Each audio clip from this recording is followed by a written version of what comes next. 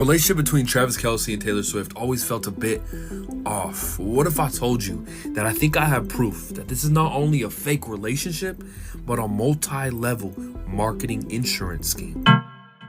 I'm back, it's your boy FITCI to the E, and today we're taking a look at these creepy TikTok videos. If you guys like the video, remember to like the video. I didn't have riddle this time because the video that got posted yesterday got delayed to yesterday, but it was supposed to be posted on Monday. So this video is actually coming out before people actually respond to the last riddle. So there's no riddle this video, I'm sorry. You can make your own riddle in the comments. Maybe I'll read it for my next video. But if you guys like the video, let's try to get to over 2,000 likes this video. We've been pretty good at hitting 2,000 likes. So, and as y'all know, these videos do get intense. So watch at your own risk and remember to subscribe. 100% tariffs? Nah, bro, yo, RIP Canada. Rest in peace. Canada is getting wiped off the map. Do y'all understand how crazy 100% tariffs are?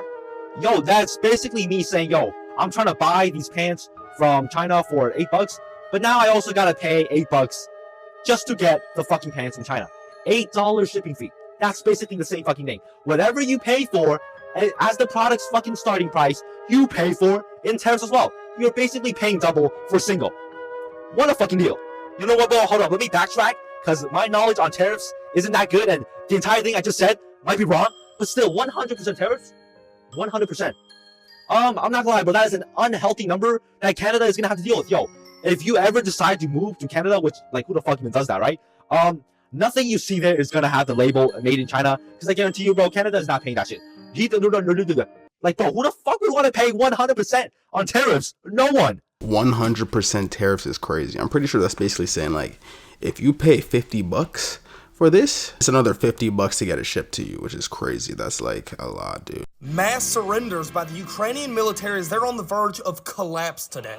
Nearly 50,000 Ukrainians have surrendered in the past 24 hours as the Russian military pushes through the front lines. 2 days ago, 10,000 Russian troops crawled through an underground oil pipeline to hit the Ukrainians behind the lines. The Russians have been encircling major Ukrainian battalions, and the Kursk region is almost collapsed. The Kursk region, which is the Ukrainian counteroffensive in blue, is fully encircled, as over 100,000 troops are now waiting to surrender.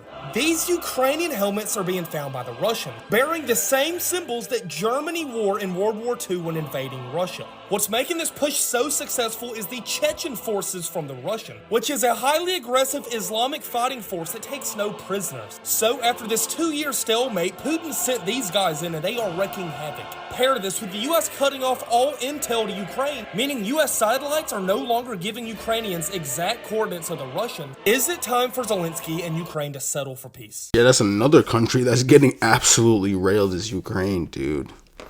Crazy times we're living in. I feel like the war might be over sooner than we think, honestly. If anything, it might be over today, if I'm being honest.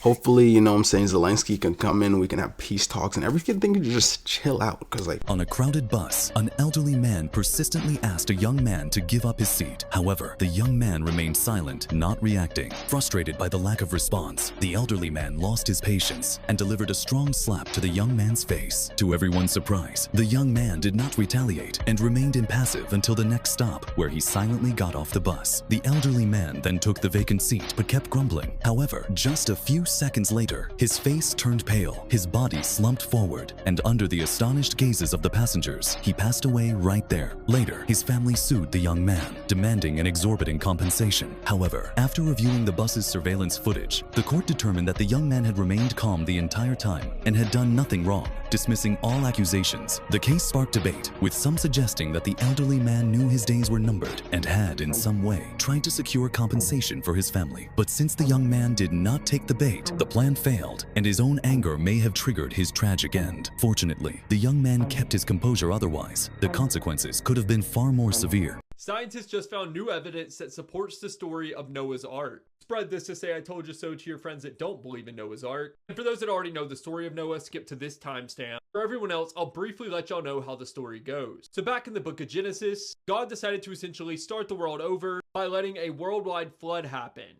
Now this flood ended up wiping out everyone in the world except for a man named Noah and his family. This is because God told Noah to build an ark and Noah listened. While building the ark, many people showed up to ridicule Noah basically saying that what he is doing is pointless until the floodwaters showed up and everybody wanted on that ark, but it was too late for them. Now, God instructed Noah to bring 2 of every animal in the ark, which he did, which is what preserved animals on earth after the flood.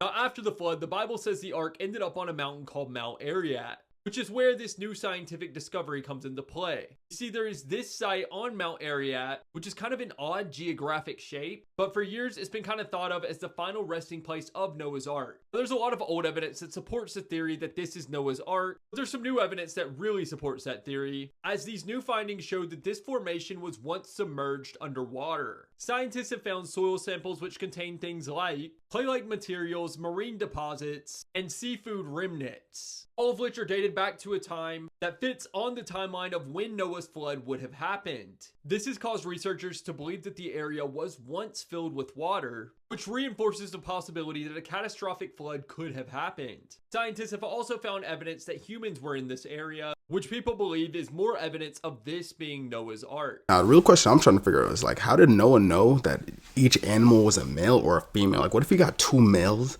on the ship? Like, you know what I'm saying? Like, there's no chance of that species surviving. And also, how many animals did he not bring on the ship? Like, how many animals got extinct because he forgot about them, or they just didn't appear on the ship? This video proves that skinwalkers are real. In the Navajo Native American culture, skinwalkers are believed to be shape-shifting witches that take the form of animals. And as the legend goes, these creatures are dangerous spirits. Many people in North America have reported seeing these skinwalkers in real life, and there's even movies and TV shows about them.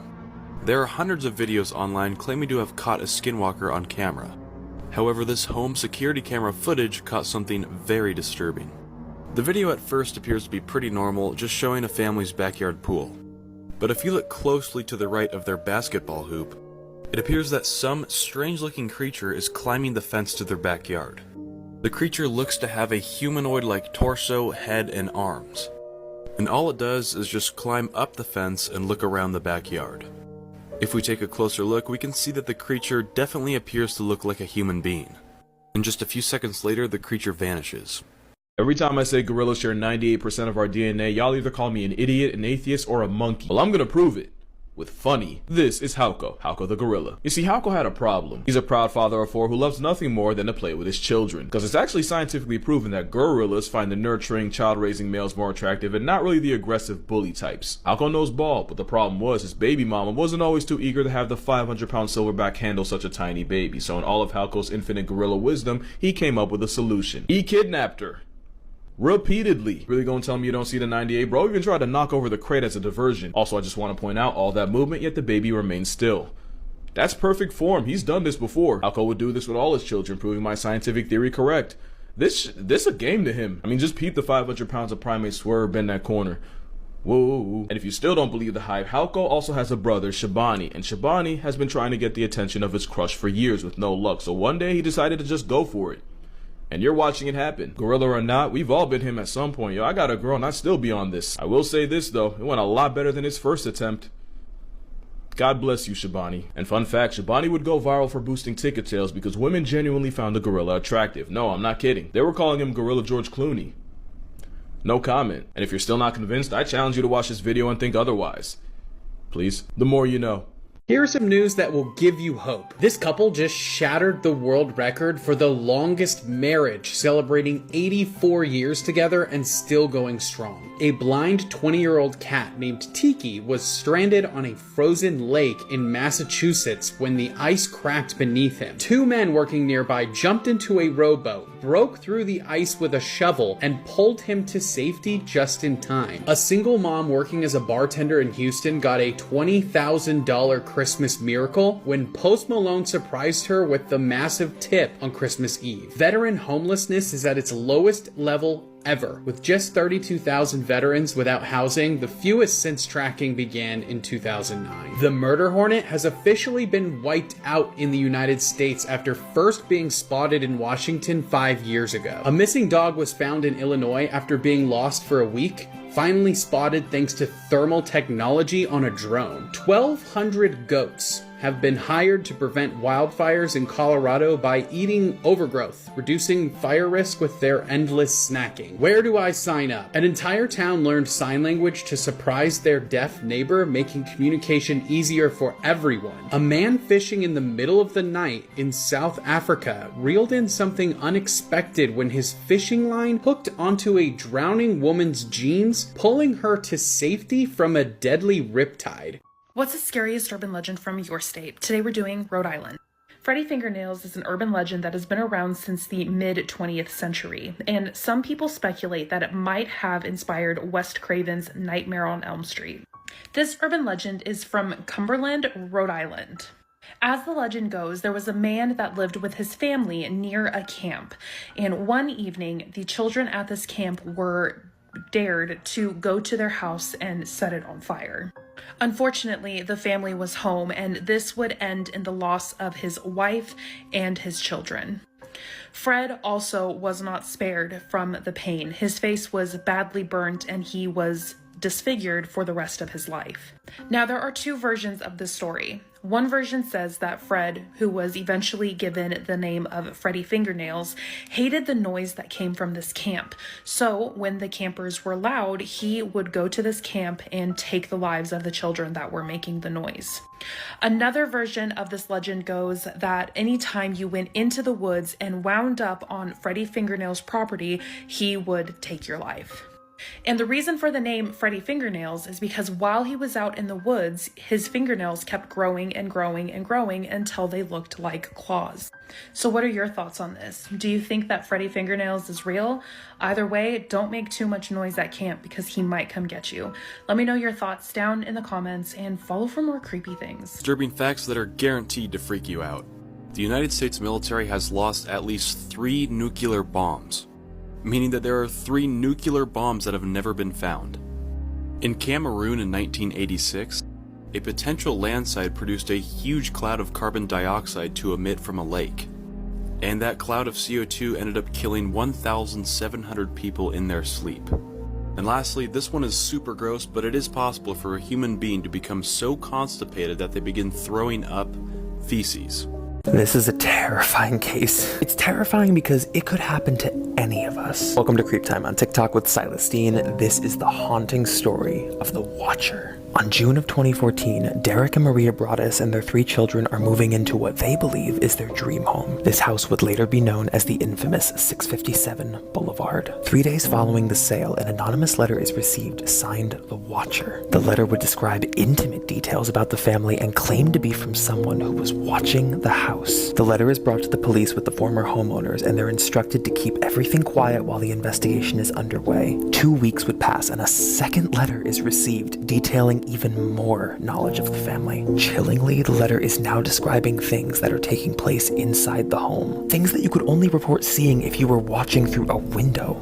The letter would describe details of watching their daughter paint from inside the house. The family would actually remove their children from the home and then worked for 2 years trying to sell it. But at this point, details of the case and rumors of the house had already circulated through the media, and the house was essentially unsellable. In 2016, they're finally able to find a buyer, but then another letter is received. This letter is vicious and threatening, even going as far as to threaten an accident that could happen to a family member. Despite security cameras, fingerprint samples, cold leads, police are never able to identify the Watcher, nor do they know if the Watcher is still watching 657 Boulevard. This guy was kayaking with his family when a humpback whale swallowed him, and it was all caught on camera. Let me explain. This here is Del Simancas, and he and his son Aaron decide to do a little father-son bonding by going kayaking off the coast of Chile. Everything was going well, the weather was nice, and the water was calm, and they looked like they were having a pretty good time. That's when, quite literally out of the blue, a humpback whale surfaces and literally inhales Adrian and his kayak. Thankfully, after a few seconds, the whale spat him out and he resurfaced. And while all of this was going down, Del remained in a surprisingly calm state and recorded this all on his camera. In the footage, you can hear Del tell his son to stay calm. Hey! Ya, vente, vente! and Adrian manages to safely swim to his dad's kayak, and they both make it back in one piece. Now, after the incident, Adrian said that he didn't think he was going to make it. He thought the whale had swallowed him whole and it was going after his dad next. But now he and his father have bravely decided to share the footage to show people that you can in fact survive getting swallowed by a whale. Here is a quick list of true crime documentaries for the month of February if you haven't seen them already. First, we have Wicked Game: Devil in the Desert on Hulu. Hunting the mastermind of a violent abduction, police unravel a twisted tale of obsession during the early days of legalized pot. Next, we have Fox Hollow Murders on Hulu. This docuseries is about serial killer Herb Baumeister, and they start an investigation after finding thousands of bones in the woods behind Fox Hollow Farms. With new DNA technology, they are working to identify those human remains. Next, we have American Murder: Gabby Petito on Netflix. Most of us have heard about Gabby's case, but in this docuseries, they go more in depth about her last days on a road trip gone wrong with her fiancé. Last but not least, we have How I Escaped My Cult on Hulu. In this docuseries, it's a look into modern-day cults through the lens of members who escaped and all the trauma that they endured and investigations going towards these groups. Once you check out these true crime documentaries, let me know down below which one was your favorite, and also if you would like me to make a list for March. If you live in the UK and have an iPhone, you're absolutely screwed. Apple has now announced that it will not offer UK users its advanced data protection tool anymore. This is extremely worrying, let me explain. Make sure you share this video with anybody who has an iPhone, because trust me, you're gonna need to see this. But advanced data protection, which Apple did offer worldwide, essentially an end-to-end encryption tool, so it made your data on your device extremely secure. Anything you stored in the iCloud, in your phone, anywhere, it was extremely secure, no one could see it, not even Apple. Of course, the UK government intervened with this. A couple of weeks ago, they demanded access to Apple users' encrypted data, essentially wanting to see everything that is on your phone in the background. Nothing's going to be private anymore. Apple basically said this is mad, but just completely stopped that data protection in the UK. Wouldn't just hand over all your data to the government either. But there's still a lot of areas in your phone that are completely end-to-end encrypted. No one will be able to see that, so don't worry. But at the same time, the government will probably be able to access certain things, and it's also going to make it slightly easier for hackers to get into. So make sure you have strong passwords, change your passwords regularly, so just stay safe, and I'll keep you updated. By the time Nicholas Prosper was stopped by police in Luton, he'd already shot dead his mum, brother and sister. What they discovered was that he was on his way to commit a mass shooting at his old primary school. Hours earlier, the 19-year-old had recorded a video revealing his murderous intentions, saying he would take revenge on his 13-year-old sister who made an incorrect decision on a Walking Dead video game. Prosper was consumed by a love for extreme violence and harming children, in a chilling echo of the Southport attack just months earlier. He spent all his time in his room on the internet, and his neighbours didn't even know he existed. He peppered online forums with his disturbed ramblings, and even got himself banned from a sick website where millions of users share and comment on videos of people being killed because of his warped stance on child abuse. Now this online obsessed loner has pleaded guilty to 3 murders that have torn his family and his community into pieces.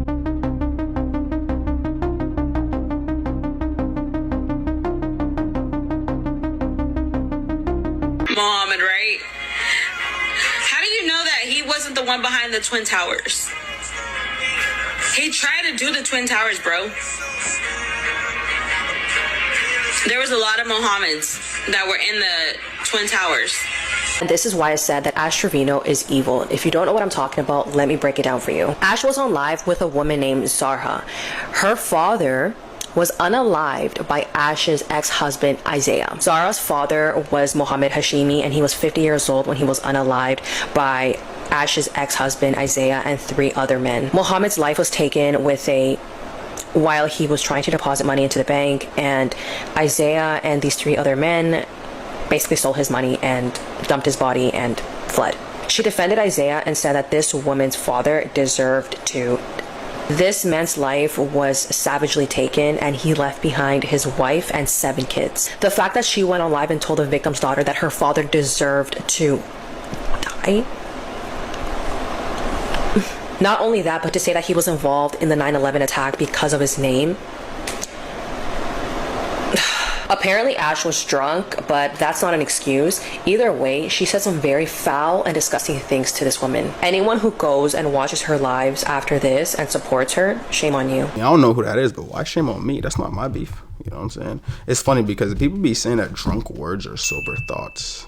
So here is some news that will give you hope. A 94-year-old grandma who spent her entire life in Ohio is finally seeing the world after getting her first passport at 91, already traveling to Africa and Antarctica with her grandson. An Apple Watch saved 3 skiers who fell over 1,000 feet in Washington state, automatically sending an emergency alert that led to a dramatic helicopter rescue. A storage unit in California held a hidden treasure found by a local highway officer. 12 unreleased Michael Jackson songs recorded between 1989 and 1991. It featured behind-the-scenes creative sessions with Michael and his producer, but may unfortunately never be released due to the estate restrictions from the Jackson family. Teen drug use has hit an all-time low, with post-pandemic high schoolers using fewer substances than ever, and we really don't know why fully yet. An 8-year-old boy named Zayn traded his skateboard to save a feral kitten from being harmed by other kids in his neighborhood. He named the cat Peaches, and after hearing his story, Zoomies rewarded him with a fully customized skateboard. A man in Virginia celebrated his wife's 40th birthday by paying for 40 pet adoptions, giving dozens of animals a second chance at life. Portland is paying homeless residents to clean up trash and have already collected over £1 million while helping people get back on their feet. A director of a funeral home has been sentenced to 20 years in jail for illegally selling body parts. 46-year-old Megan Hess has been sentenced for dissecting 560 bodies and selling remains without family consent. Her mum, 69-year-old Shirley Koch, has also been jailed for 15 years. She reportedly helped her daughter cut up the bodies. These horrific acts are said to have been motivated by pure greed and desire to make money off the deceased. An FBI Denver special agent has said the following: without knowledge or consent, the women disrespected the wishes of the grieving victims and degraded the bodies of their family members to sell them for profit. These two criminals continued their atrocities for years, showing no remorse or contrition even after they were exposed. Not only is it horrific what these women did to the victims and the loved ones, they were also shipping bodies and body parts from people carrying infectious diseases. Some of the bodies were infected with Hep B and C and even HIV, even though the women had claimed to buyers that they were disease-free. Shirley told the FBI, "She was the business part of it, I was really the labor part." This woman received mysterious calls for months before something terrible happened. In 1980, Dorothy Jane Scott began receiving threatening calls from an unidentified man. It got so bad she started taking karate classes and contemplated buying a gun. But then on May 28, 1980, co-workers witnessed her car recklessly speeding out of a parking lot. The next day, her car was found burning in an alleyway with no one inside. Then a week after her disappearance, her parents began receiving mysterious phone calls from a man that were too short to be traced. They got a phone call almost every Wednesday afternoon. This went on for 4 years, until Dorothy's skeletal remains were found buried along with the bones of a dog. After her remains were recovered, her parents received one last phone call from the man who said, "Is Dorothy home?" This British nana is currently sat on Bali's death row.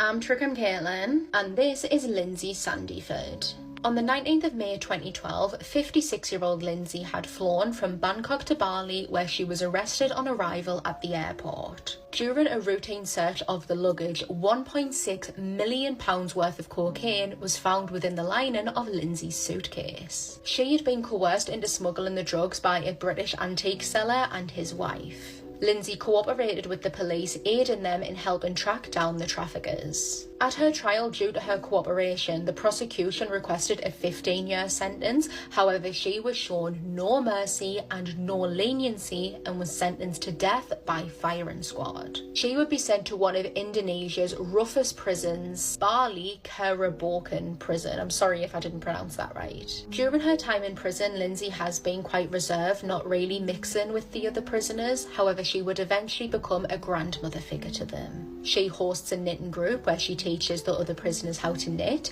She teaches some of the other girls life lessons. She has special privileges such as a mattress, and she is able to order steak from the canteen, which she does so once a week, ordering it medium rare. In Indonesia, when someone is executed by firing squad, they are given the option to either stand or sit while they're being shot at, and if the soldiers who are shooting at the prisoner don't kill them, a commander will approach the prisoner and then shoot them in the head.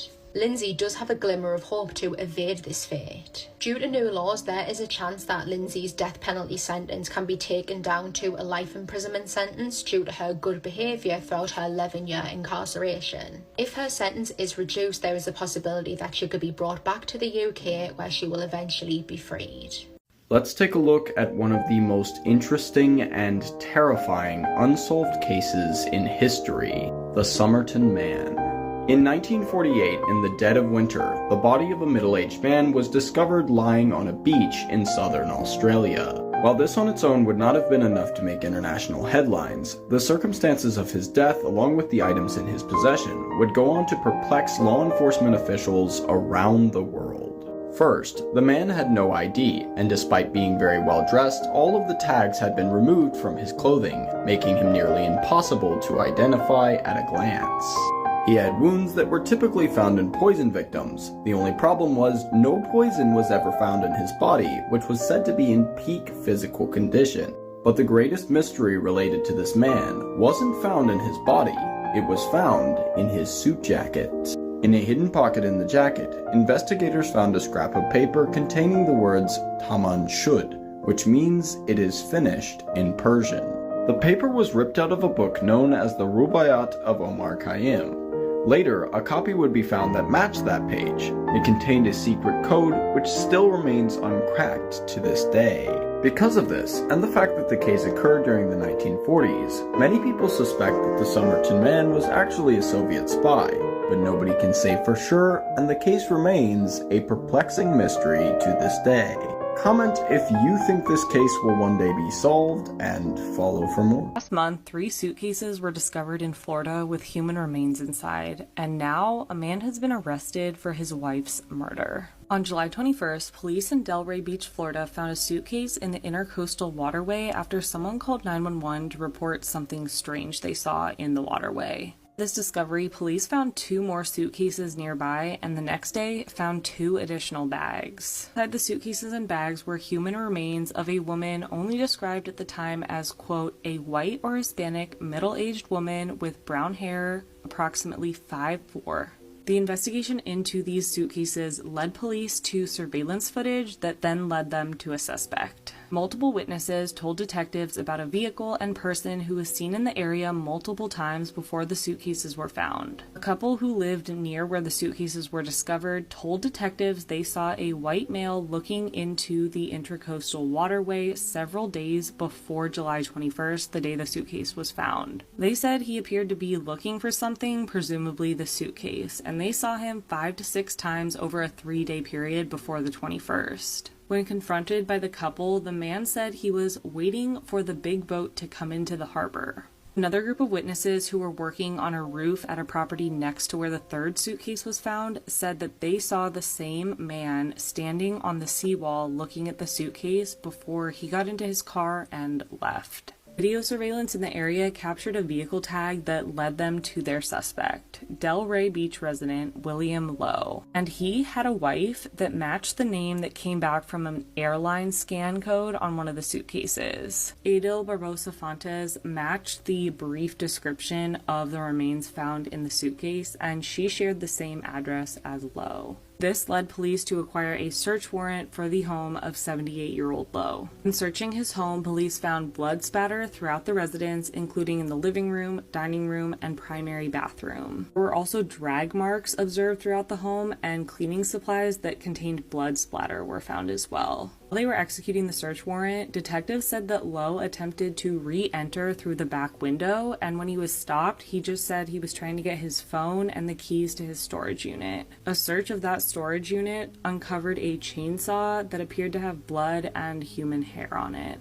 After all of this, Lowe was arrested on July 31st. During questioning, he reportedly said that his wife Adil had been in Brazil for about 3 weeks. But when questioned further about her trip, he did not know how she got to the airport, what airline she flew on, or the last time he spoke to her. When shown photos of the suitcases, Lowe reportedly said he had never seen them before. But police knew at least one of them belonged to his wife because of the airline tag that had her name connected to it. And when they asked Lowe about this, he just said, "I don't know."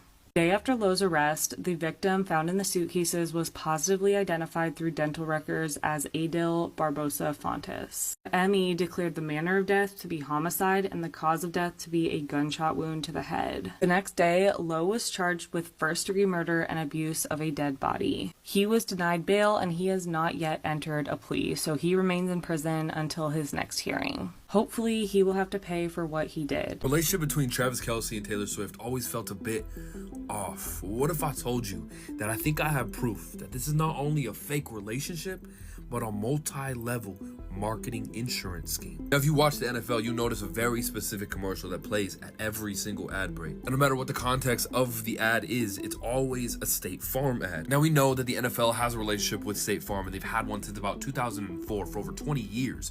But specifically, they've had one with the Kansas City Chiefs just over the last couple. And here is where things start to get weird. Now, we know that State Farm, like the rest of the country, is fully aware of the relationship between Travis Kelce and Taylor Swift. But knowing something isn't capitalizing off of it. So one day, as a publicity stunt, Jake from State Farm linked up with Donna Kelce, Travis Kelce's mom, and it did exactly what it was supposed to do. It caught a lot of media attention, and nobody was really thinking anything of it. But I wanted to look into who set this up. And after just doing like a little bit of digging, it turns out that this media agency, Maximum Effort, was the ones who set this up.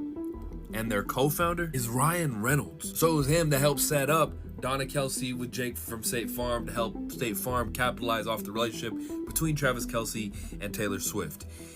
And that one mistake opened up the floodgates into the rest of this investigation. You see, I started getting curious as to when this relationship first started, or even who first reported it. When I stumbled across this tweet that seems to be the earliest tweet talking about Taylor Swift and Travis Kelce's relationship, the one that broke the story. And then I saw this link, so I decided, let's just click it. And when I did, it brought me to this torn down URL website that read The Messenger. So I got curious and I wondered, what was The Messenger? And well, as it turns out, that The Messenger is the one who broke the news about Taylor Swift and Travis Kelce, and which I thought that was weird. So I looked into The Messenger, and it only turned out that they had only opened 4 months prior to breaking this news.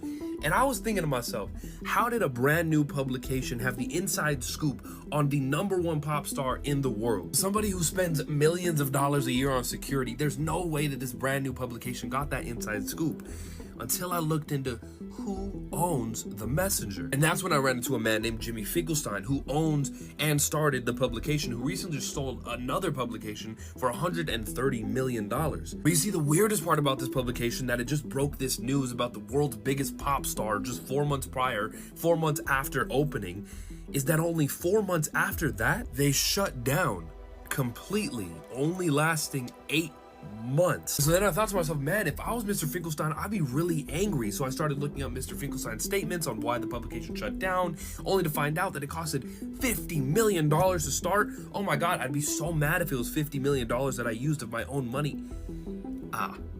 That's the weird thing. See, it turned out after doing some digging that it was actually started by 5 donors that gave about $10 million each. First one is Josh Harris, or co-founder of Apollo Global, an investment firm that manages over $600 billion in assets. And it was his company who back in 2016 acquired ADT for about $7 billion. And then in 2022, State Farm acquired 15% equity ownership worth $1.2 billion in ADT. And I can go on and on about the other 4 founders that started the publication that got the inside scoop that's only 4 months old, that Taylor Swift and Travis Kelce were together. But no matter what road you take, they all have invested interest in hundreds of billions of dollars in State Farm. And that's not even the craziest part. See, every time I Googled Finkelstein, a woman named Pamela Gross Finkelstein would pop up. And the name next to it, every single time, was Blake Lively, Ryan Reynolds' wife and best friend's with Taylor Swift. So you're probably thinking to yourself, okay, State Farm gains a lot out of this. They get free publication, they get Taylor Swift, they get the NFL, they get Travis Kelce.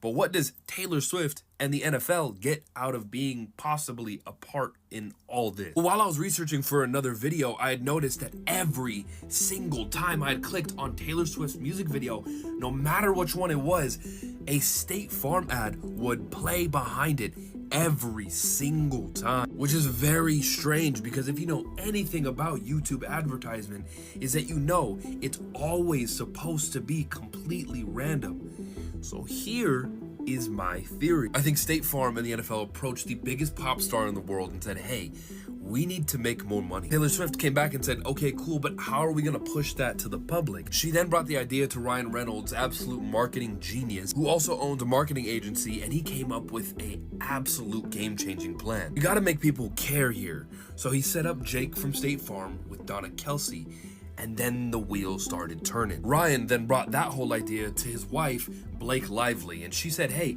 wait, I think I know a guy. Yeah, I became good friends with this billionaire's wife back a couple years ago in 2011 when she came to a party of mine to honor me. The wife had nothing to lose, so Blake, Ryan, the wife, and Taylor Swift all brought it to this dude and said, hey, we need somebody to put this out there. And he said, hey, I sold my company for $130 million months ago. I mean, yeah, sure, I'll do it, but I'm not gonna do it with my own money. State Farm then said, and we can help with that. 5 founders then got together and created The Messenger. 4 months later, they then organically threw this out there. 4 months after that, he played his role and he just shut this down. Taylor then possibly approached State Farm, or State Farm then possibly approached Taylor and said, hey, there's literally no way I'd be able to pay you this amount of money up front. You are way too big of an artist. Instead, why don't you just let us put our ad in front of every single one of your videos? We'll give you about 90 to 100% of the ad revenue. You'll get paid throughout the entire time that we have your ads on our videos, and we'll be promoted. And so now you might be asking, okay, cool, all these people gain so much, but the main player here is the NFL. So what do they gain in doing any of this? The NFL has made about $1 billion since Travis and Taylor started dating due to viewership and jersey sales. And since in 2010, the NFL had changed from a sports league to an entertainment company as to cover any legal corners. So what would hurt putting them through the playoffs to the Super Bowl to keep the viewership high all season long because of Taylor? Well, the answer is nothing. But maybe it's just all one big theory. He went hella deep right there. Honestly, we're about to check that out right now. Let's see if we click on a Taylor Swift video. I can't play it because then I'm gonna get copyrighted. But let's see if we click on any Taylor Swift song video, if a State Farm ad really pops up. All right, let's see, guys. Click on style. Nothing pops up. Click on the next one. Nothing pops up. Click on the next one. This is my lucky day because I got 0 ads. Not really getting any ads, honestly. I'll probably do it later and see if it happens. I don't think. You guys try it out. You try it out. Put it in the comments. Let me know what you think, because I didn't really get any ads, which is surprising because YouTube loves to add people. I also think that relationships being implemented has been a thing for a minute. I feel like a lot of influencers do it, and it's really good television because I don't know why, but the human brain is just always so interested in other people's relationships. It's actually very interesting. So I could see why it could be very good for publicity towards the company they're trying to promote and towards, I guess, their own fame or whatever. But at the end of the day, I feel like even if it was a setup for them to both become famous or get more money, whatever, I feel like eventually they kind of fell for each other. You know what I'm saying? That's usually what ends up happening. But yeah, remember, I dropped a creepy haunted vlog video. Make sure to check it out. I put a lot of effort and time into that video. So if you guys haven't seen it, it's the video that's about to pop up after this one. So remember to check it out. It's an amazing video. A lot of you guys said it was actually one of my best videos I've ever made. So if you haven't seen it yet, please check it out. Just even if you just watch like the first 2 minutes, you know what I'm saying? Just check it out and let me know what you think. It's, you know what I'm saying, it's very entertaining. Trust me. Just trust me. Thank you all for watching.